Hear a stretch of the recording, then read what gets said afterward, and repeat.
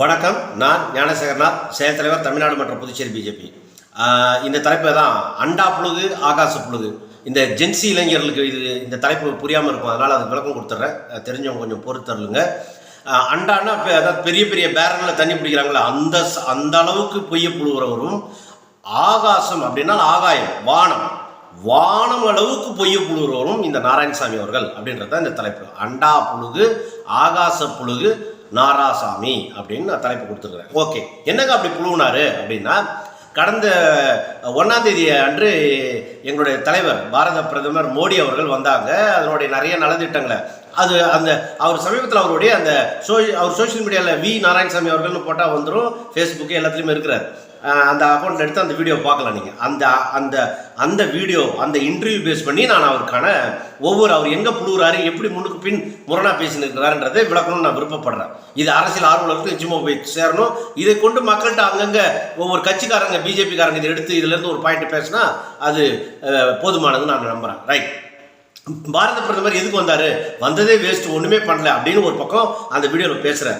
அதே வீடியோ தொடங்கும் போது சொல்கிறார், பாரத பிரதமர் 1100 கோடி திட்டங்களை தொடங்கி வைத்தும் 1400 கோடி அளவில் திட்டங்களுக்கு அடிக்கல், அது மாதிரி ஆரம்ப நிலையில் அடிக்கல் நாட்டுதல், அந்த மாதிரி விஷயங்களும் செய்துட்டு போகிறார் அப்படின்னு இதே நாராயணசாமி அதே வாயில் இதை சொல்லியிருக்கிறார். அப்போது அதை சொன்னது நல்ல வாய். எது இந்த கோடி 1100 கோடியும் 1400 கோடிக்கு நலத்திட்டங்கள் செஞ்சதுன்ற சொன்னது நல்ல வாய். எங்களுக்கு ஒன்றுமே செய்யல, அதனால நாங்கள் ஏமாற்றம் அடைஞ்சிட்டோம்னு அதே வீடியோவில் பேசுகிறாரு. இது நாரவாய். எப்படி முன்னுக்கு பின் முரண் பாருங்க. அவரே கன்ஃபெஷன் கொடுக்குறாரு, வந்தார், இவ்வளோ கோடிக்கு இவ்வளோ நலத்திட்டங்கள் கொடுத்தாரு. அவரே சொல்கிறாரு எதுவும் பலன் இல்லை அப்படின்றார். இது ஒரு புழுகு. ரெண்டாவது, எல்லாரும் அரசு பஸ் எல்லாம் பயன்படுத்தினாங்க. அப்படின்னு ஒரு நாட்டின் பிரதமர் வரும்போது, ஒரு அரசு விழாடும் போது அது தவறில்லை. இது மன்மோகன் சிங் காலத்திலேருந்து யார் பிரதமராக இருந்தாலும் பண்ணுவாங்க. எங்கே இந்த மாதிரி ஒரு என்ஆர் காங்கிரஸில் பிஜேபிக்கு இவ்வளோ கூட்டம் வந்தது அப்படின்ற ஒரு போராமை, ஜெலசி. நம்மளால காங்கிரஸ் கட்சியால் இப்படி ஒரு மாநாடு மாரி இப்படி கூட்டம் கூட்ட முடியாது, நம்மளை நம்பி வரமாட்டாங்க, நம்ம வாயை திறந்தா புழுவுன்றது தெரிஞ்சு போனதுனால அது ஒரு அதை போராமையில் சொன்ன ஒரு விஷயமா தான் நான் பார்க்குறேன். அடுத்தது, புதுச்சேரியை ஒரு மெடிக்கல் ஹப்பா ஆக்குவ அப்படின்னு முதலமைச்சர் பிரதமர் சொல்றாரு. இங்க எப்படி ஆக்க முடியும்? இங்க இருதய நோய் வந்துட்டா இங்கெல்லாம் தனியார் மருத்துவமனைக்கு தான், வெளியில தான் போக வேண்டியது இருக்குது அப்படின்னு இவரே ஒரு தப்பான தகவலை ஒரு மிடில் கிளாஸுக்கு, ஏழைகளுக்கு பீதியை உண்டாக்குறாரு. இவரை போல கோடி கோடியா அரசியல்ல ஊழல் லஞ்ச லாவணிய பணத்தை வைத்திருப்பவர்கள் எங்க வேணாலும் போயிடலாம், பெரிய பெரிய மருத்துவமனை, அப்போலோ, காவேரின்னு. ஆனா இங்க நடுநிலையான உள்ள மிடில் கிளாஸ் ஃபேமிலி, ஏழை ஃபேமிலிக்கு பயம் வரும். இருதயம்னா இங்க பிரச்சனை இல்லைன்னு.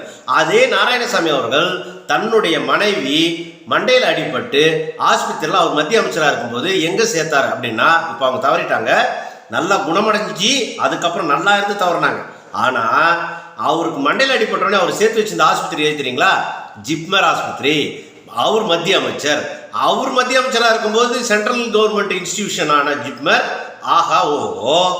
இப்போ என்ஆர் காங்கிரஸ் பிஜேபி கூட்டணியில் ஆட்சியில் இருக்கும்போது எப்படி ஜிப்மர் இவ்வளோ இருதய நோய்க்கு, இங்க இருந்த இருதய நோயில அஜித்னு ஒரு டாக்டர், சின்ன வயசு டாக்டர், எங்க மாமியார் கூட மருத்துவம் பார்த்தாரு. அவரு ஓஹோன்னு கொடிக்கட்டு பிறந்தாருன்னா அவருக்கு பணம் கோடான கோடி சம்பளத்தை கொடுத்து காவேரி ஹாஸ்பிட்டலுக்கு, தனியார் ஹாஸ்பிட்டலுக்கு தூக்கின்னு போயிட்டாங்க. ஜிப்மர்ல பல வல்லுநர்கள் உருவாகி கொண்டே இருக்கிறாங்க. காரணம் என்ன தெரியுங்களா? நிறைய நோயாளிகள் வராங்க சுத்துப்பட்டுல இருந்து. அதனால பார்த்து பண்ணி சிறந்த மருத்துவர்கள் எல்லாம் கொண்ட மருத்துவமனை வித் ஹைலி எக்யூப்டு. இந்த இன்ஃப்ராஸ்ட்ரக்சரும் இப்படி ஒரு மருத்துவ உபகரணங்களும் இல்லை. இந்த மனசாட்சி விரோதமா, மனசு ஒன்று இருக்க விரோதமா இப்படி புழுறாரே நாராயணசாமி, இதை பார்த்து கொள்ளுங்கள். இதை ஜிப்மர் பார்த்தவங்க எல்லாம் தெரியும். அவர் அந்த வீடியோவில் ஜிப்மர் தன்னுடைய ஊர்ல இருக்கிற ஜிப்மரே மருத்துவம் சரியில்லைன்றத சொல்ல வர. அப்போ அது சுமாராக தான் பார்க்குறாங்க. அது என்னது கொசுல சர்டிஃபிகேட் கொடுக்குறது அப்படி ஒன்று சொன்னார். அதுக்கப்புறம் என்ன பண்ணுறாருன்னா, பாரத பிரதமர் வந்ததில் நாங்கள் ரொம்ப எதிர்பார்த்தோம். என்ன சொல்கிறாருன்னா, ஐடி தொழில் பார்க் வரணும்னு நாங்கள் சொல்லுவார்னு பார்த்தோம். அதுக்கப்புறம் ஜவுளி பூங்கா சொல்லுவார்னு பார்த்தோம். ஃபார்மா தொழில் தொடங்குறத பற்றி சொல்லுவார் பார்த்தோம். நான் என்ன கேட்குறேன், நாராயணசாமி அவர்களே, மத்திய அமைச்சராக இருந்தவர் நீங்கள் மறந்துடுறீங்க அடிக்கடி. மத்திய அமைச்சராக, பாரத பிரதமர் அலுவலகத்தின் பொறுப்பு அமைச்சராக, இணை அமைச்சராக இருந்தவர் நீங்களே ஏன் அந்த காலகட்டத்தில் இதை செய்யலன்றதான் நாங்கள் உள்ளூர்காரனை கேட்குறோம். நீங்கள் ஏன் இதெல்லாம் செய்யலை? நாங்கள் பிஜேபியில் தலைவர் மோடி அவர்கள் பெஸ்ட் புதுச்சேரி உருவாக்குன்னு சொன்னதை படிப்படியாக தான் கொண்டு வர முடியும். ஓவர் நைட்டில் கொண்டு வர்றது இது சினிமா இல்லை. அப்போ ஒரு 3 மணி நேரத்தில் பார்த்து கை தட்டி போகிறதுக்கு. அதுவும் உங்களை போல காங்கிரஸ் ஊழல் அதிகாரி உள்ளே உட்காந்து முட்டுக்கட்டை போட்டுக்கிறான். அவன் திருப்பி காங்கிரஸ் வந்துடாதான் திருப்பி நல்லா பரம்பரம் திருடலாமான்னு துடிக்கிறான். அதனால இங்கே நிர்வாகம் தெரியாத செயல்பட திறனற்ற அதிகாரிகளை வச்சுக்கிட்டு இவ்வளோ மல்லு கட்டி கொண்டாடுறதே பெரிய விஷயம். இதில் வேற ஊழல் முறை கூடியும் அங்கங்கே ஏதாவது பண்ணி காங்கிரஸ் வர வச்ச முடியுமான்னு நினைக்கிறான். ரைட். அடுத்த குற்றச்சாட்டு அவர் சொல்கிறாரு, அரிசி காங்கிரஸ் கட்சியில் போடலைன்னு மோடி அவர்கள் சொல்கிறாரு. அதை தடுத்ததே மோடி, அதை தடுத்தது கிரண் பேடி அப்படின்லாம் சொல்லினுக்கிறார். ரைட். நாராயணசாமி அவர்கள் முதலமைச்சர் அரிசி போடுறதை நிறுத்தினாங்கன்னு சொல்கிறாங்க. ஏன் நிறுத்தினாங்கன்னு தெரியுமா? அதெல்லாம் தனக்கு சௌரியமான மறைச்சு சொல்கிறாரு. அங்கே பத்திரிகைக்காரங்க இல்லை, பல பேர் அதை வாய் திறக்க மாட்டாங்க. நான் என்ன கேட்குறேன்னா, அரிசியில் கொள்முதலில் ஊழல் நடந்து பல கோடி ரூபா லஞ்சம் வாங்கியதை அது புகாராக அன்னை கிரண்பேடிக்கு போகுது. உடனே அன்னை கிரண்பேடி அதை பார்க்குறாங்க. அதில் முகாந்திரம் இருப்பதாக தெரிஞ்ச உடனே டக்குன்னு அதை நிறுத்திட்டு நேரடியாக பயனாளிகளுக்கு பணம் கொடுக்கலான்னு சொன்னாங்க. அது அப்படி ஒரு தாட் வாங்கணும்னு நிறையா பேர் இருவர் கருத்து இப்போவும் நிலவுது. சில பேர் பணமாக கொடுன்றாங்க, சில பேர் அரிசியாக கொடுன்றாங்க. நாராயணசாமி பேர் நம்ம சர்வாதிகாரம் பண்ணல, அரிசியாக கொடுப்பவர்கள் செவி சாய்க்கணுன்றதுக்காக கொடுத்துட்டாரு இப்போ முதல்வர். ரைட். அதை நம்ம வரவேற்போம். நான் என்ன கேட்குறேன்னா, பணமாக கொடுக்கும்போது உள்ளூர் வியாபாரிங்க அரிசி வியாபாரிங்கிட்ட அரிசி வாங்கினாங்களே, அதெல்லாம் தெரியாதா நாராயணசாமிக்கு? பணமாக கொடுத்ததும் பயனடைஞ்சது. இருவர் கருத்து இன்றும் நிலவுகிறது. ரைட். அது ஏன் தடுத்தாங்க? அரிசி கொள்முதல் ஒயிட் காலர் திருடனுங்க காங்கிரஸில். இன்னைக்கு நாராயணசாமி சொல்கிறாரு ஊழல் நடந்தது, மருந்து ஊழல்.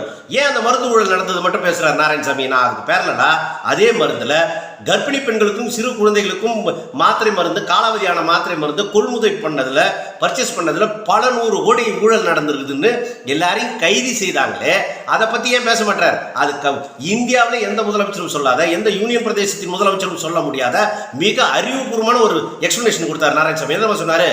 அவர் அமைச்சர்ல இருந்த மல்லாடி கிருஷ்ணராவ் தான் அந்த ஊழலை செஞ்சாரு, எனக்கு அதுக்கு சம்பந்தம் இல்லை. ரைட்டா?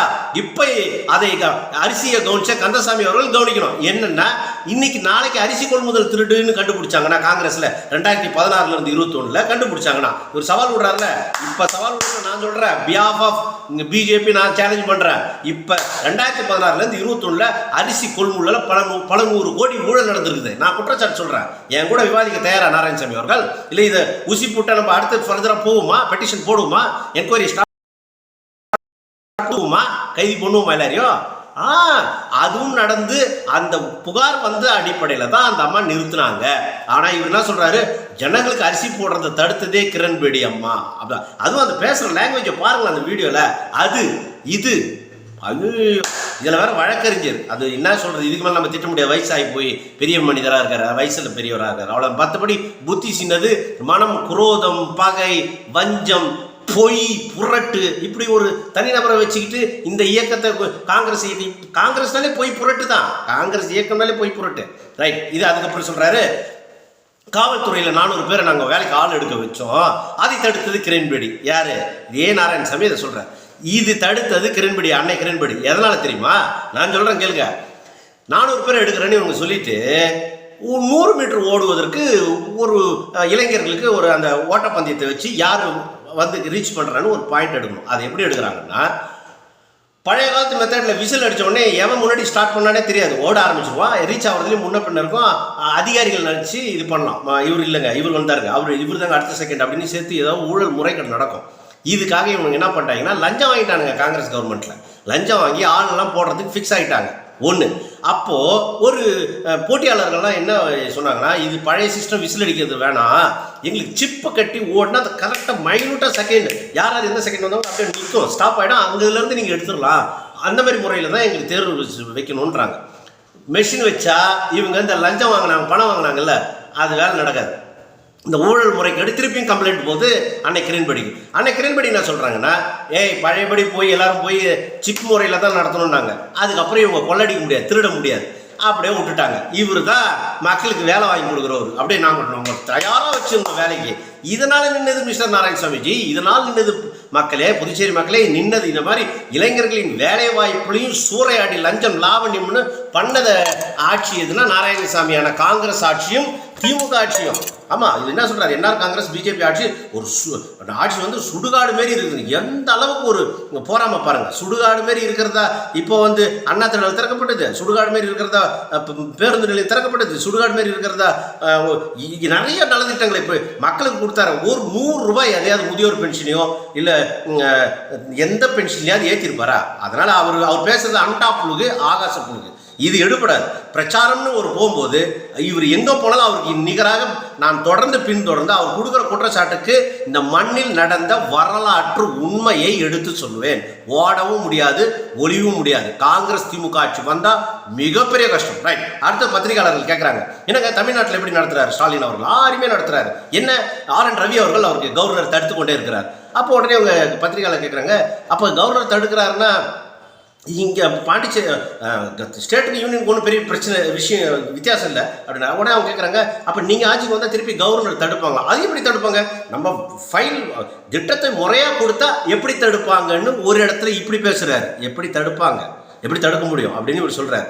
அடுத்த ஒரு இடத்துல வரும்போது கவர்னர் கிரண்பேடி தான் தடுத்தாங்க, கவர்னர் கிரண்பேடி தான் தடுத்தாங்க. அப்போ தடுக்கிற அதிகாரம்னா தப்பு நடந்தால் இன்டர்வென்ஷன் உள்ள குறுக்கிடுவதற்கு கவர்னருக்கு அதிகாரம் இருக்குது. நீங்கள் தப்பு பண்ணால் போலீஸில் பணத்தை வாங்கின்னு உள்ள ஆளை வைக்க வந்தால் நிறுத்துன்றதும், அரிசி கொள்முதலில் பல 100 கோடி லஞ்சம் வாங்கினா அது நிறுத்தி ஜனங்களுக்கு பணமாக கொடுத்துரும், உள்ளூர் அரிசி வியாபாரிங்க பாலிசிங் போட்டோம்னு கொண்டு வந்த திட்டத்தெல்லாம் இவர் என்னன்னு ப்ரொஜெக்ட் பண்ணுறாருன்னா இவர் தடுத்துட்டாங்கன்றார். இவர் பண்ண ஊழலை தடுத்துட்டாங்க, இவரோட முறைகேடை தடுத்துட்டாங்க. முறைகேடு அவர் பண்ணதுக்கான ஆதாரம் எனக்கு இருக்குது, இந்த இன்னும் போலீஸில் இருக்குது. ரைட். அப்போ கவர்னர் அதிகாரத்தை இவர் வந்து இப்படி தடுக்கிறாங்க. நான் மொத்தத்தில் புதுச்சேரி மக்களை நான் கேட்டுக்கிறேன், அந்த வீடியோவில் அவர் பேசினதும் இது கடந்த காலத்தில் பேசினதும் பேசிக்கொண்டு இருப்பதும் எதிர்காலத்தை பேச போவதும் திரு நாராயணசாமி அவர்கள் பேச போவது அண்டா புழுகு ஆகாச புழுகு. அவரை நம்பாதீர்கள். அடுத்தது திமுக காங்கிரஸ் ஆட்சிக்கு தப்பிதமா தவறுதலா இது வந்து நான் அதீத கற்பனையிலே சொல்றேன், தப்பிதமா வந்தாலும் புதுச்சேரி மக்களுடைய நிம்மதி கெட்டுரும். இவங்களுடைய வழக்கமாக என்னன்னா கவர்னர் சரியில்லை, அது சரியில்லை, கவர்னர் தடுத்து விட்டால் கவர்னர் சரியில்லை. நீங்கள் இதுதான் மாறும். இன்னும் 3 ஆண்டு காலம் பாரத பிரதமர் தான் அங்கே இருக்க போகிறார். இந்த புழுகுக்கு இந்த இன்டர்வியூ கொடுத்துக்கின்னு இந்த பில்டப் கொடுத்துக்கின்னு நேராக ஓடி போய் கவர்னர் மாளிகைக்கு எதனா நெருக்கமாக போய் செயினை கவர்னர் பங்களாவுக்கு பூட்டா போட்டு இல்லீகல் போராட்டம் பண்ணி கும்பலாக 1500 பேர் உட்காந்து அங்கேயே உச்சா பேச்சு போய் அசிங்கம் பண்ணி அசிங்கமாக அந்த அம்மாவை பேட் வேர்ட்ஸில் திட்டி அது அங்கேருந்து நான் அடித்து விரட்டினேன். நான் ஒத்தால விரட்டினேன் சட்ட ரீதியில். அப்படி தான் அந்த மீன் அந்த பொருள் எடுத்துங்க.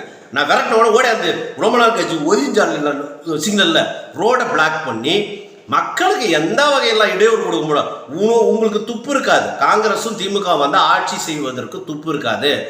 குறை சொல்லிக்கொண்டு கோல் சொல்லிக்கொண்டு மக்கள் நிம்மதியை கெடுப்பதற்கும் எல்லா வளர்ச்சியும் முடக்குவதற்கும் தான் இவங்க தகுதியானவர்கள். ஆகையினால் வருகிற தேர்தலில் பாஜக வேட்பாளர்களுக்கு தாமரை சின்னத்திலும் கூட்டணி கட்சிகளின் சின்னங்களில் வாக்களிக்க வேண்டும் என்று உங்கள் அனைவரையும் அன்போடு கேட்டுக்கொள்கிறேன். நன்றி, வணக்கம்.